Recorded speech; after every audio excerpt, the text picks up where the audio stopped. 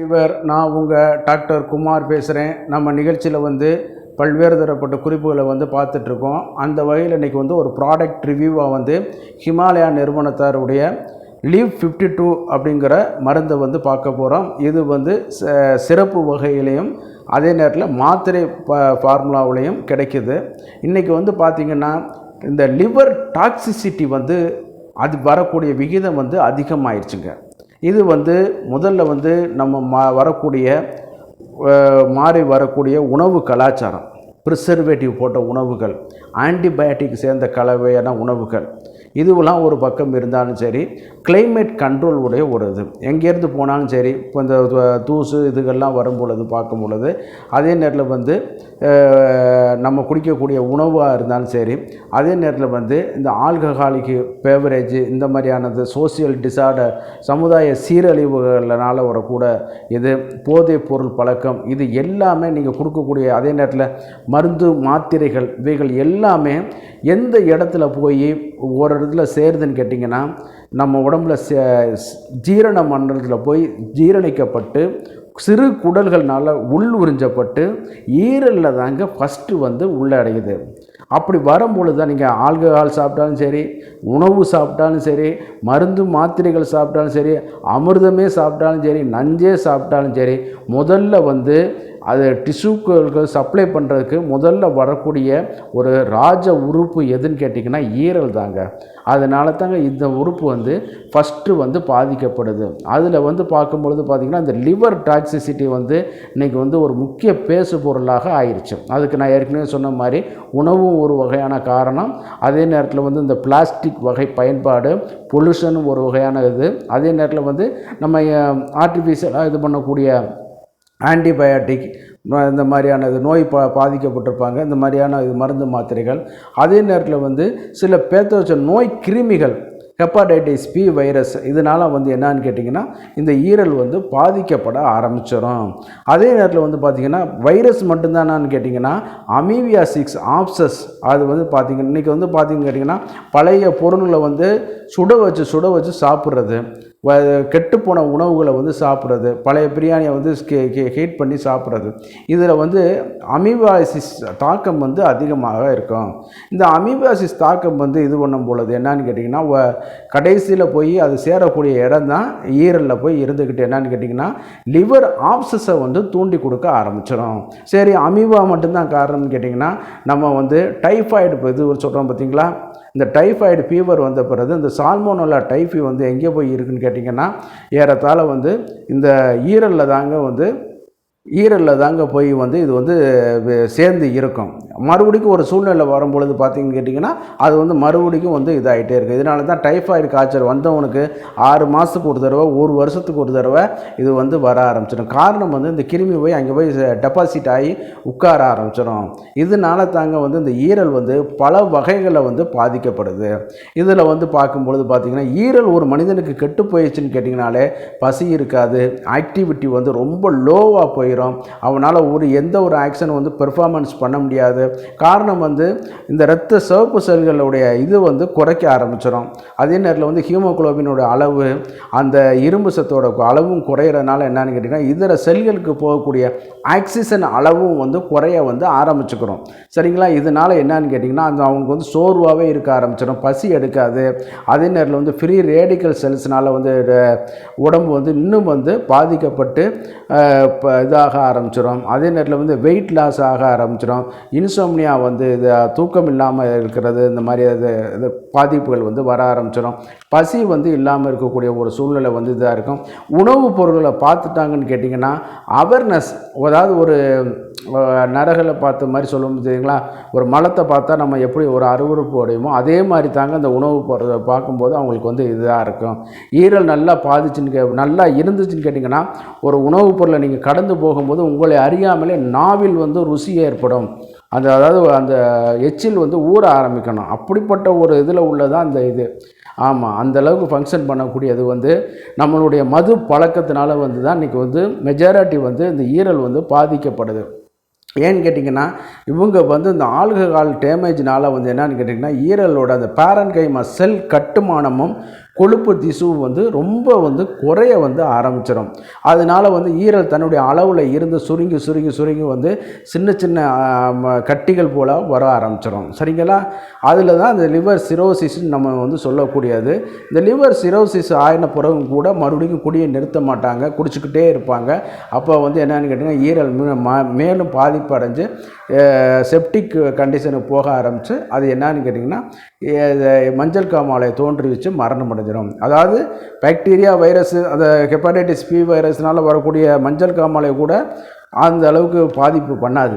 ஆனால் ஏன்னா திருப்பி ரெக்கவரி ஆகிக்கிறேன் வைரஸோட லோடு குறைஞ்ச உடனே. ஆனால் இந்த சிரோசிஸ் ஆன பிறகு மதுவினால் பாதிக்கப்பட்டு சிரோசிஸ் அடைஞ்ச பிறகு என்னன்னு கேட்டிங்கன்னா திருப்பி ரெக்கவரி ஆகிறதுக்கு வந்து அது வந்து ரொம்ப நாள் ஆகும். மீன் வயல் என்ன வந்து அவங்க வந்து அடிக்ஷன் ஆகிட்டாங்கல்ல, திருப்பி வந்து மதுவை இருக்கும்போது அது வந்து பாதிக்கப்பட்டு ஒன் ஃபைன் மார்னிங் வந்து அவங்களுக்கு வந்து அந்த ஈரல் ஃபெயிலியர்னால் மரணத்தை வந்து தோற்றுவிச்சுக்கிடும். சரிங்களா? அந்த அளவுக்கு இந்த இது வந்து ஒரு தாக்கம் இருக்கிறதுனால வந்து இந்த லீவ் 52 சிரப்பு வந்து நம்ம ஈரலில் ப்ரொடக்ஷன் பண்ணுறதுக்கு வந்து இப்போ ஒரு முக்கிய பணியை வந்து வைக்குது. சரி, இதில் என்னென்ன மருந்து பொருள்லாம் கலந்து இருக்குது அப்படின்னு சொல்லி பார்க்கும்போது டெர்மினலியா அரிச்சினா, டெமாக்சஸ் கலிசஸ், கேசியா ஆக்சிடென்டாலிஸ், கபாரிஸ் ஸ்பைனோசா அப்படிங்கிற ஒரு பொருள்கள், அதாவது ஹிம்சரா அந்த மாதிரியான இதுகள்லாம் கலந்து இருக்கிறனால வந்து இது வந்து ஒரு இதான ஒரு இது. இதில் என்னென்ன எக்ஸ்ட்ராக்டர் வந்து கலந்துருக்குன்னு கேட்டிங்கன்னா நம்ம கரிசாலைன்னு சொல்லோம்ல, எக்லிப்டா ஆல்ஃபான்னு சொல்லுவோம் இல்லையா, அந்த கரிசாலை, பைலாந்தஸ் நியூரஸ், கீழாநெல்லி செடி, அதே மாதிரி சீந்தில், திரிஃபலா சூரணம் இதெல்லாம் வந்து கலந்துருக்க, அதாவது எக்ஸ்ட்ராக்டாக வந்து கலந்துருக்கக்கூடியது. அந்த மேலே உள்ள சொன்ன பவுடரோடு சேர்த்து இதை வந்து ப்ராசஸ் பண்ணி அதை வந்து இது பண்ணுவாங்க. இதில் நான் சொல்லியிருக்கிறது எல்லாமே அதில் குறிப்பிட்டிருக்கிற சமஸ்கிருத பேரில், ஏன்னா நம்ம தமிழுக்கும் அதுக்கும் வரும்பொழுது சில கொஞ்சம் மாறுபாடு வரும். அதனால் பிழை ஏற்படக்கூடிய வாய்ப்புகள்லாம் வந்து அதில் வந்து அதிகமாக இருக்கிறனால வந்து அந்த நேமை கூடுமான வரைக்கும் சமஸ்கிருத டேர்ம்லேயே நான் சொல்லிட்டேன், பொட்டானிக்கல் நேம்லேயும் நான் சொல்லியிருக்கேன். சரி, இதை வந்து எப்படி அளவுகள் எடுத்துகிட்டுன்னு கேட்டிங்கன்னா தாராளமாக வந்து காலையில் ஒரு 2 மாத்திரை, நைட்டு வந்து 2 மாத்திரை அடல்ட்னா எடுத்துக்கலாம். அதே நேரத்தில் குழந்தைகள்லாம் சிறப்பாக இருக்குது. காலையில் 2 டீஸ்பூன் கூட கொடுக்குறதுனால ஒன்றும் செய்ய போகிறது கிடையாது. இரவு வந்து ஒரு 2 டீஸ்பூன், மதியமும் கூட வந்து எடுத்துக்கலாம். இவைகள்லாம் நீங்கள் கொடுக்க போகிறதுக்கு முன்னாடி நம்ம வழக்கமாக சொல்கிறதுக்கு மாதிரி நீங்கள் வந்து தகுந்த ஆயுர்வேத சித்த அரசு பதிவு பெற்ற மருத்துவர்களை நீங்கள் அணுகி ஒரு ஒப்பீனியன் கேட்டுட்டு நீங்கள் வந்து அதை கொடுக்க ஆரம்பிக்கலாம். எப்படி சாப்பிடலாம், என்ன சாப்பிடலாம் அப்படிங்கிற மாதிரி நீங்கள் கேட்டுட்டு கொடுக்க ஆரம்பிச்சுக்கலாம். அவங்க கன்சல்டிங் வந்து நீங்கள் கேட்டாலே அவங்க வந்து அவங்களோட பரிந்துரையின் பேரில் வந்து கொடுக்க ஆரம்பிச்சிடலாம். இதனால் வந்து என்னன்னு கேட்டிங்கன்னா அந்த லிவர் டேமேஜ் ஆகிறது, ஃப்ரீ ரேடிக்கல்னால் வந்து நம்ம உடம்பு பாதிக்கப்படுறது, அதே நேரத்தில் ஆல்கஹால் டாக்ஸிசிட்டி, டைஜஸ்டிவ் உடைய ரொம்ப சோர்வாக இருக்கிறது. இதை சாப்பிடும்போது நல்ல பசி எடுக்குங்க, அதில் வந்து மாற்று கருத்தே கிடையாது. குழந்தைகளுக்கு நீங்கள் கொடுத்து பாருங்கள், நல்லா பசி எடுத்து நல்ல வெயிட் கெயின் பண்ணக்கூடிய ஒரு ப்ராப்பர்ட்டியை வந்து இந்த சிறப்பு வந்து செய்து கொடுக்குதுங்க. அதே நேரத்தில் வந்து நல்ல வெயிட் கெயின் கொண்டு நல்ல உடம்பு ஆக்டிவிட்டியாக பண்ணி கொடுக்க வைக்கும்.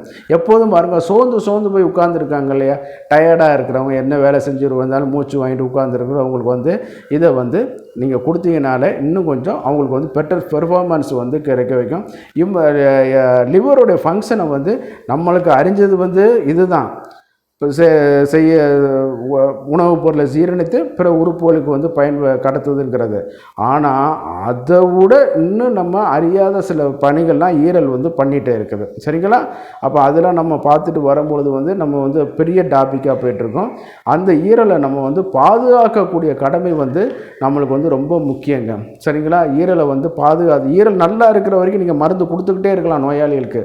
ஈரல் கெட்டுப்போச்சு, மலம் போகாமல் இருக்குதுன்னு கேட்டிங்கன்னா அந்த நோயாளிகளை நம்ம ஹேண்டில் பண்ணுறது வந்து ரொம்ப, நான் மருத்துவர்களுக்கு இதை ஆலோசனையாக சொல்கிறேன், அந்த நோயாளிகளை நம்ம ஹேண்டில் பண்ணுறது வந்து ரொம்ப கவனமாக ஹேண்டில் பண்ணிக்கிறணும். இது நல்லா இருக்குது, ஈரல் நல்லா இருக்கா, நல்ல மருந்துகளை கொடுங்க, நல்லா இது பண்ணுங்கள், நோயை குணமாக்குறதுக்கு நீங்கள் என்னென்ன போராட்டம் பண்ணுறீங்களோ உடம்பு அதுக்கு ஒத்துழைக்கும். ஆனால் ஈரல் ஒருவனுக்கு கெட்டு போயிருச்சுன்னு கேட்டு நம்ம சில பழமொழி கூட சொல்லுவோம், உனக்கு ஈரல் கெட்டு போயிடுச்சுடா அப்படின்னு சொல்லுவோம் இல்லையா, அது மாதிரி தான் ஈரல் கெட்டு போயிருச்சுனாலே அவனுக்கு வந்து நம்ம வந்து சரியான ஒரு முறையில் வந்து ட்ரீட்மெண்ட் பண்ணி கொடுக்க வந்து நம்ம கவனமாகணும். அதை வந்து இந்த ஹெர்பல் மூலிகை வந்து லீவ் 52 சிறப்பு வந்து செய்து கொடுக்குதுங்கிறதுல எந்தவித மாற்று கருத்தும் கிடையாது. இதை வந்து நம்ம வந்து தாராளமாக வந்து எடுத்துக்கலாம். ஆங்கில மருத்துவத்தோடையும் சேர்ந்து இதை வந்து எடுத்துக்கலாம். அதை டோசேஜ் தீர்மானிக்கக்கூடியது வந்து அந்த மருத்துவர்கள் தான் அதை தீர்மானிக்கணும். நம்ம அது அவங்களுக்கு சொல்ல முடியாது. ஆனால் நம்மளுடைய இதில் வந்து பார்க்கும்பொழுது வந்து பார்த்திங்கன்னா, நீங்கள் எந்த மருந்து ஆயுர்வேதத்தில் சேர்த்து கொடுக்குறீங்களோ அதோடு சேர்த்து ஃபுட் சப்ளிமெண்ட் மாதிரியாவது இதை கொடுக்க ஆரம்பிச்சிருங்க. ஃபார் எக்ஸாம்பிள் மஞ்சக்காமலைக்கு மட்டும் கிடையாது, மூச்சு இழைச்சிக்கிட்டு வருது, ரெஸ்பிரேட்டரி ட்ராக் இன்ஃபெக்ஷன் இருக்குது, தாராளமாக இந்த ஒரு டானிக்கை வந்து கொடுங்க. கர்ப்பப்பை பிரச்சனையினால் வர்றாங்க, அவங்களுக்கு வந்து பார்த்தீங்கன்னு கேட்டிங்கன்னா இதை கொடுங்க. ஏன்னா ஈரல் நல்லா இருந்துச்சுன்னு கேட்டிங்கன்னா எல்லா ஃபங்க்ஷனுமே நல்லா ஆகும். சரிங்களா? எல்லா ஃபங்க்ஷனுமே மெட்டபாலிக் நல்லா ஒரு இதாக இருக்கும். மெட்டபாலிகேஷன் நல்லா இருந்துச்சுனாலே நீங்கள் உங்களுடைய ட்ரீட்மெண்ட்டோடைய சக்ஸஸ் ரேஷியோ வந்து இதாக ஆரம்பிச்சிடும். பித்தத்தினால் வரக்கூடிய வியாதிகளையும் கண்ட்ரோல் பண்ண ஆரம்பிச்சிடும். நம்ம ஏற்கனவே சொன்ன மாதிரி வாதம் 80, பித்தம் 40, கஃபம் 20 வகையான நோய்கள் வந்து நம்ம வந்து இது வந்து குறைய ஆரம்பிச்சிடும். அதுலேயும் வந்து நம்ம வந்து பார்க்கும்போது இதில் வந்து எண்ணிக்கையில் வந்து சித்தாவில் வந்து 81, 41, 21ங்கிற மாதிரி வரும். ஆனால் நம்ம இதில் வந்து வரும்பொழுது இந்த மேஜர் டிசீஸ் இதில் ஒன்றா மல்டிப்ளை ஆகும். ஆகிட்டு தான் என்னன்னு கேட்டிங்கன்னா 4448 வியாதிகள்ங்கிற கணக்கில் வந்து வரும். அதில் ஒரு தனி சாப்பிட்ருங்க, அதுக்கு நம்ம இப்போ போக வேண்டாம். இந்த மருந்துகளை மட்டும் நீங்கள் வந்து தகுந்த ஆயுர்வேத சித்த மருத்துவர்கள், அரசு பதிவு பெற்ற மருத்துவருடைய ஆலோசனையின் பேரில் நீங்கள் இதை எடுத்துக்கிறீங்க. இந்த நிகழ்ச்சி உங்களுக்கு பிடிச்சிருந்துன்னு கேட்டிங்கன்னா லைக் பண்ணுங்கள். மறந்துடாமல் அடுத்த ஆளுக்கும் பயனுள்ளதாக இருக்கும். இந்த மாதிரி நோயாளிகள் இருக்காங்க, மது அருந்திட்டு இருக்காங்க, ஈரல் டேமேஜ் ஆகிருக்கு, மஞ்சக்காமலைனால் பாதிக்கப்பட்டிருக்காங்க, இப்படிலாம் ஒரு பாதிப்பு இருக்கிறவங்களுக்கு ஷேர் பண்ணி நீங்கள் ஹெல்ப் பண்ணலாம். அதே நேரத்தில் எங்களுக்கு சப்ஸ்கிரைப் பண்ணி மறந்துடாமல் எங்கள் நிகழ்ச்சியை ப்ரொமோட் பண்ணுறதுக்கு ஹெல்ப் பண்ணுமாறு மிக பணிவோடு கேட்டுக்கொள்கிறேன். நான் உங்கள் டாக்டர் குமார். மீண்டும் ஒரு நிகழ்ச்சியில் சந்திக்குமாறு நன்றி கூறி விடைபெறுகிறேன். நன்றி, வணக்கம்.